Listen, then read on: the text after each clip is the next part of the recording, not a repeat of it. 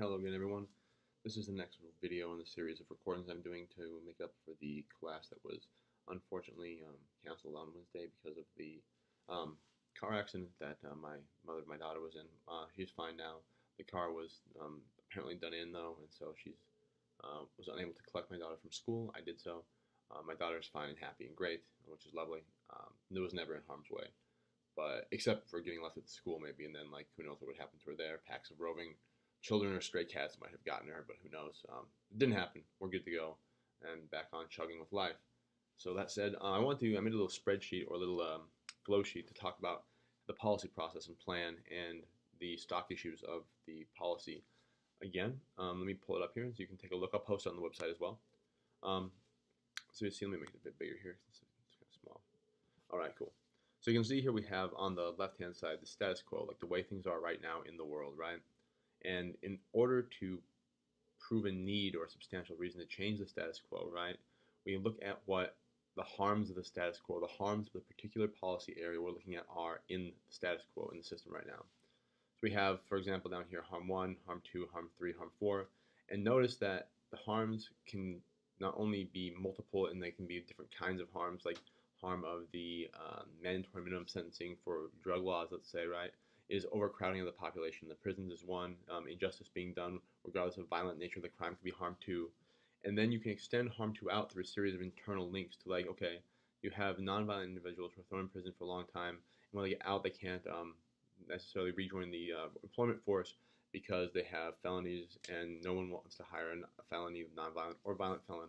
And so this creates trouble for the families, which would be like harm scenario 2A. So the harm 2 would be the length of the prison sentences. Harm 2A would be reintegration with society.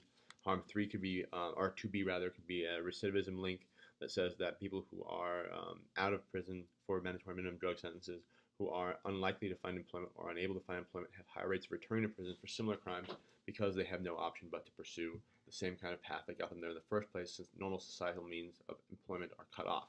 And then harm 3 and 4 would be, devastation to communities that breeds, or harm C rather, the devastation of the communities that breeds by having people who are not in the workforce, but rather have recidivism rates and whole families get thrown into economic peril because of that, right? So you have the harms 1, 2, 3, and 4.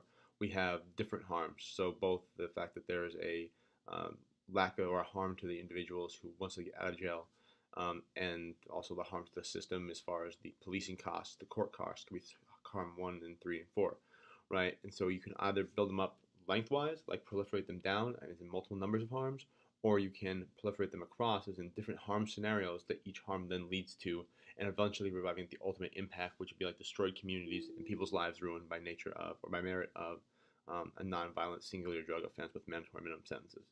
So again, this is how harm scenario works, and harm scenario proves that you have something that needs changing in the status quo, right? And so then you have inherency, which is next. Da, da, da. Inherency is the barrier to the plan being implemented anyways, like the policy you're proposing. Why will the harm still persist in the status quo? Why, if this is such a big problem, isn't the status quo going to fix its darn self? Well, the inherent barrier or the inherency is why it's not. We talked about that in the last lecture, but the way it fits into the structure of the argument and the structure and flow of a policy debate, you can see here on the flow sheet. So following that, you have a plan, right? Now, what does a plan have? A plan has necessary elements. A policy has necessary elements in order to be potentially implemented, in order to be tenable as an item. You need to have jurisdiction, funding, enforcement, and specificity. So jurisdiction is the person or the acting agent or body who you have implementing the plan, the one who has jurisdiction to implement the plan.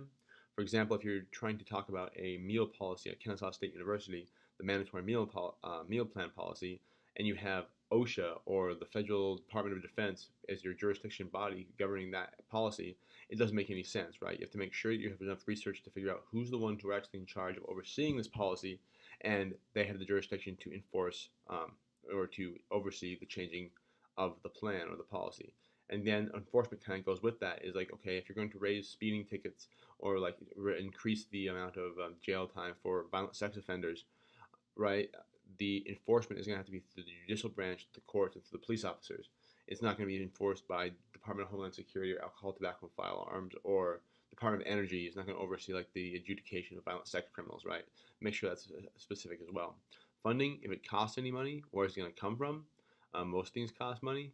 in the world. And so if you have a plan that's going to, say, establish a benefit for child care as a federal benefit, the same way that the same way other countries do it, in the same way that like Medicare and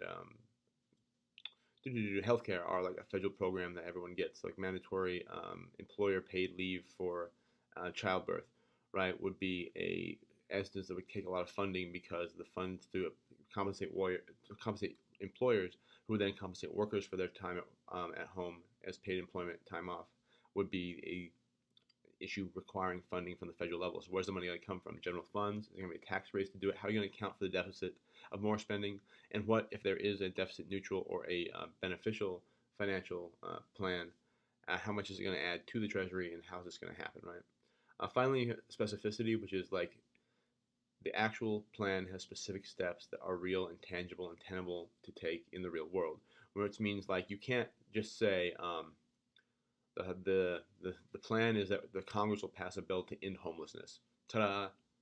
Like, that's not specificity. That's vague as hell. And the reason it's vague as hell because you don't actually have a plan delineated yet. That's the goal of the plan. That's what we would like to see happen in the status quo, or we would like to see resolved as a result of plan. But it itself is not a plan. It's an ideal, right? So if we had a plan to make college free for all, that's cool. But how the hell is it going to happen? How are we going to actually make it work on a day-to-day basis? And who's going to pay for it? Who's going to enforce it? How is that a possible thing, right? Those are the questions we have to ask ourselves when we look at the feasibility and specificity of a plan. Is it a vague sentence, a vague statement about like the way we'd like the world to be, or is it a detailed policy plan that has potential to be impacted and implemented in the real world? Cool. Next, solvency, which reverses or turns, like you can call it the harm scenario with evidence, right? So why is it going to resolve the issue with non-violent drug offenders and mandatory minimum sentences if they are not sentenced by, say, the plan is legalizing marijuana? But because you see then all the harms that stem from, say, non-violent drug convictions would be overturned if you got rid of the non-violent drug conviction or the instigating source, which would be like marijuana's criminality. So you could argue that the result of legalization of marijuana on a federal level would result in a reduction to the reduction of the crime rate, reduction of the prison population, reduction of the cost on the justice system, on prosecutors, and on police forces. And so that would resolve all the harms that you listed if you listed those 4 harms on your harm scenario, right? The advantages or bonus stuff you get when the plan passes, right? They're not mentioned in harm specifically. I mean, you're not saying the status quo is messed up because of these things, but they're extra things that happen in addition to all the harms being solved by your solvency, right? So you can basically tack on anything financial or anything that's releasing federal burdens or litigation and time spent and man hours spent resolving criminal issues as advantages in most cases. For example, if we were to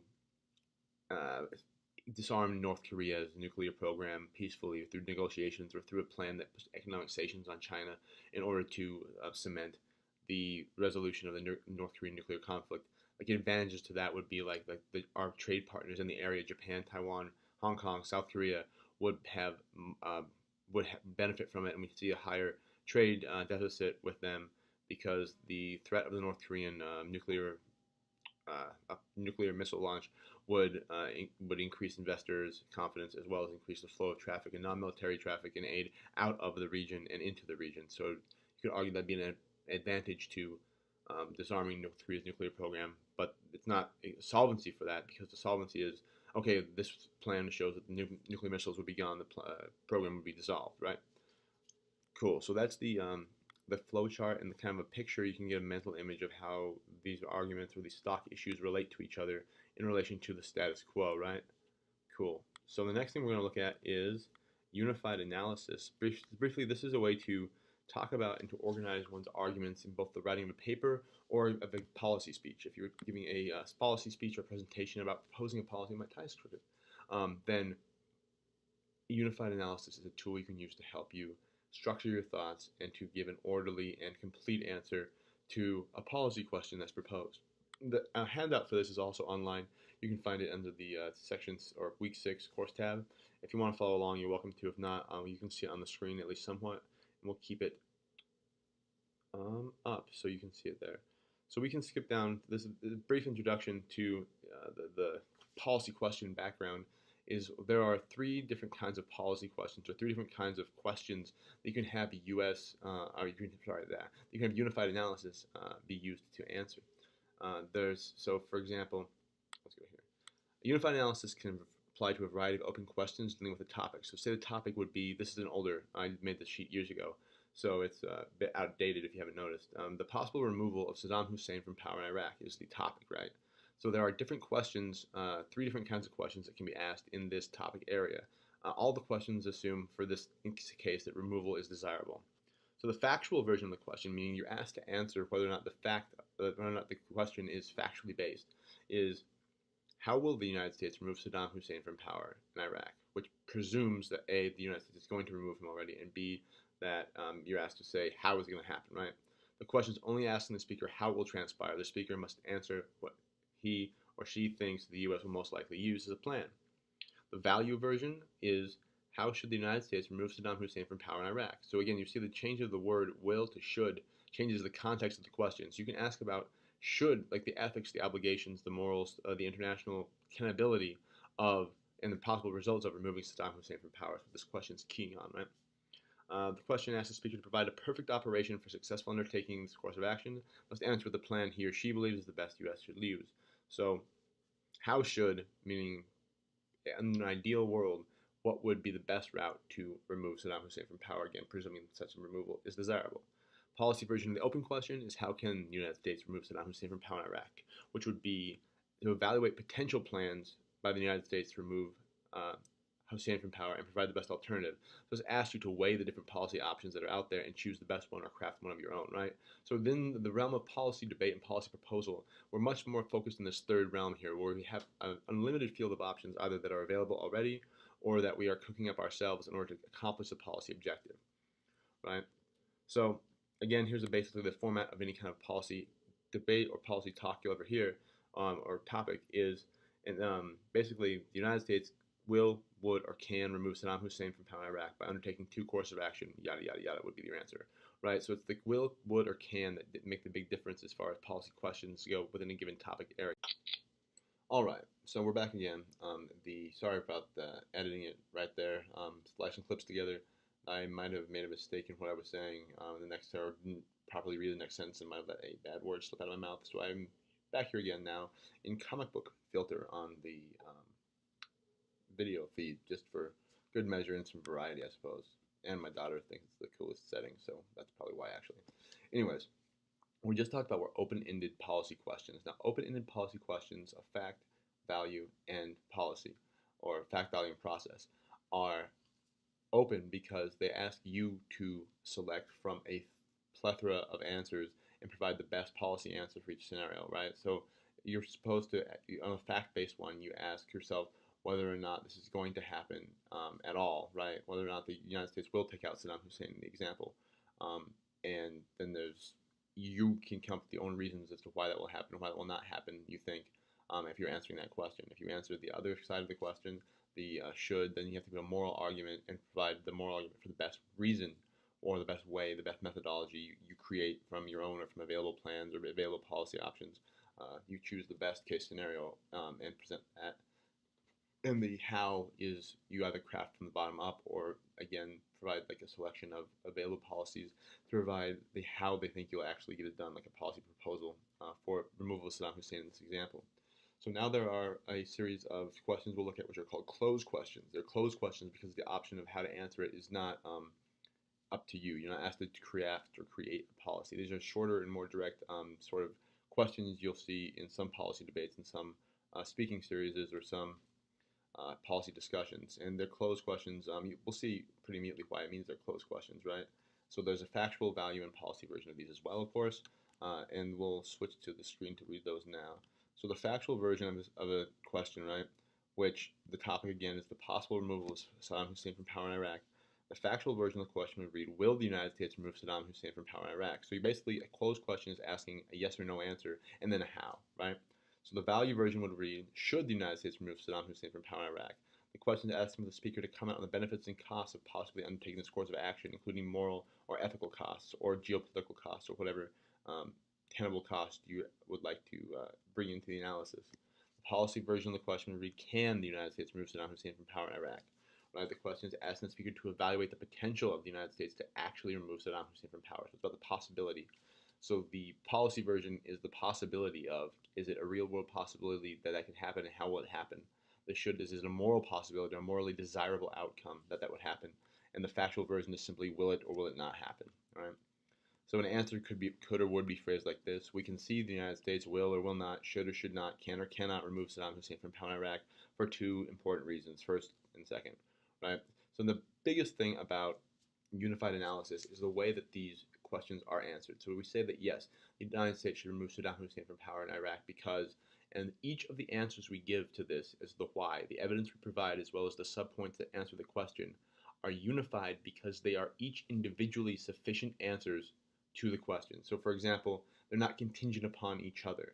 So you say, for example, is Japan now the most powerful nation in the world? As an example of this unified analysis response. Thesis. So basically your answer to the question is Japan is not the most powerful nation in the world. So you answered the question as well as restating it for clarity in the answer. Why? Because it's economically dependent. So the subpoint under that, the disintegration of the Warsaw Pact has made it economically dependent. Because it lacks the resources necessary without the global market. A, point under that, economic stability. B, the largest Near Eastern consumer of American goods. C, or 3 rather, because it lacks political will. NATO, in the position it makes necessary for political security. Its position makes necessary for political security. So each of these 3 points, because it's economically dependent, because it lacks resources necessary without the global market, and because of lack of political will, are all each independently capable of answering the question as to why Japan is not the most powerful nation in the world. The number 2 does not depend upon number 1 in order to function. Each of these is a substantial and full answer to the question why Japan is not the most powerful nation in the world. The subpoints under each of these, the disintegration of the Warsaw Pact, these evidence of these warrants to these claims or these reasons, right, are also independent of each other. So if they said, for number 2, right, lacks the resources necessary without the global market. So both A, the economic stability in the EU market, that it needs access to that, and as the largest consumer of American goods is dependent upon American goods for its necessary resource supplementation. Either of those are proof that it lacks resources necessary, right? So even if you forgot to say point B, and you only had point A, or you only had point A and not point B, it doesn't change the validity and the tenability of the answer, right? It's all independently possible of supporting the point that it lacks the resources necessary without the global market. They're not contingent or chained, which means like it's not like if they attack argument 1 or argument 1 falls out, or you forget argument 1 or you lose argument 1, the argument 2 and 3 are not going to function. They'll still function just fine. So each individual point you bring up, each individual reason for answering the question is sufficient in and of itself. And that's why it's a unified analysis. They all, as a unified body, each independently answer the question that's being proposed, even if the rest of them are deleted from the discussion or taken out of the debate. So here's another example of the question. Again, this is old. I think this is like about the time that W. Bush was elected, so this doesn't necessarily apply to the current climate, mind you. Can the Republicans continue as the dominant political party? Answer, yes. Thesis, the Republicans continue as the dominant political party. Why? Because they are fielding winning candidates. Subpoint A, they're attractive to conservatives yet do not alienate moderates. B, because they're co-opting winning issues. C, popular issues. Death penalty, tax breaks, pushing political reform. Subpoint into that, term limits and campaign financing. So if you look here at the structure again, this number 1 issue, or number 1 in bold here, is an argument that is independent of the other arguments in this answer, right? Because they're fielding winning candidates is enough sufficiently to answer why Republicans continue to be the dominant national party in 2001 at least, or 2001. Now, each of these subpoints is sufficient to give evidence to or to prove that they're fielding winning candidates. Why do they field winning candidates? Because they're attracted to conservatives and they don't alienate moderates, right? So that means they're going to have more of the base and more of the percentage of vote to win elections because they're co-opting winning issues. Again, even if you don't get rid of the attracted to conservatives and don't alienate moderates point, the B point there, because they're co-opting winning issues, is sufficient in and of itself to prove why they're fielding winning candidates. And then C point, popular issues. They have popular issues which are big swing voter issues. Death penalty, tax breaks, and pushing political reform. Again, each of these subpoints is enough to evidence the C point, the popular issues, which proves the 1 point. And again, so under that we have the political reform is the point 3 there. Term limits and campaign financing are both political reforms that are popular to individuals who would then want to vote in the candidate for candidates who would share those beliefs or would promote those, right? So each of these breakdowns here is not dependent upon any of the other subpoints in order to function. So say that the subpoint B here, because they're co-opting winning issues, gets taken out, or you forget to say it, or it gets responded to by the opponent. So it goes away from the debate round, let's say, or the debate policy talk. And say A does too. And say under C, the tax breaks subpoint gets pushed out. You still are winning the argument because you still have death penalty and pushing political reforms as well as the subpoints under that, which prove they're still going to field winning candidates and you're still winning the upper hand in the argument. So it makes it impossible to only hit part of your argument in a debate round or in a policy scenario, to only attack one or two of your subpoints and not have answers for everything and still have the opposition to the policy win the day. Because each of these points in and of itself is sufficient evidence to show why your side is right, why the position you're supporting is correct. And if one of them stands at that point, you've got enough credence to show benefit to passing the policy, and you have enough credence to show benefit in your argument winning the day. There are more examples down here that we can look at, or y'all can look at online to get a better idea of what the unified analysis looks like. But the biggest thing to remember is the contingency, the lack of contingency in an answer to a question. Contingency means something is contingent upon something else. So like my point A is contingent upon my point, or rather my point B is contingent upon my point A. If you get rid of point A, I can't get to point B, so the whole argument falls apart. If my arguments 2 and 3 are dependent upon argument 1 carrying in order to make sense or to work, then if you just attack the heck out of argument 1 and defeat it, then the whole plan, the whole case, the whole policy falls apart, right? So this is making like independent kind of splinter cells of your arguments that can then function independently and be enough in and of themselves to win a debate, a policy round, a policy discussion, or to be enough reason to pass a policy in the public sphere. So you can, like I said, you can go down and look at the rest of the examples if you like.